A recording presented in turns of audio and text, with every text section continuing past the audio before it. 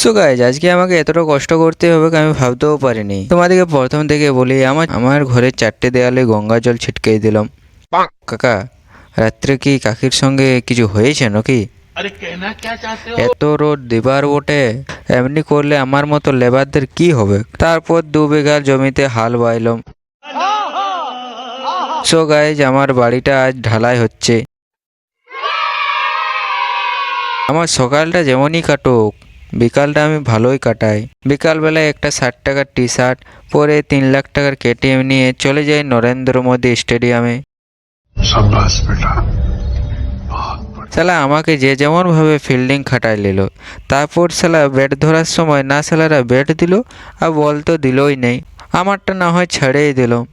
এ ছাপড়ি পড়ো ম্যাক্স বাবু ব্যাট ধরার জন্য এখন মন্ত্র পড়ছে। ওং জয়ন্তী মঙ্গলাকালী ভদ্রকালী কপালী।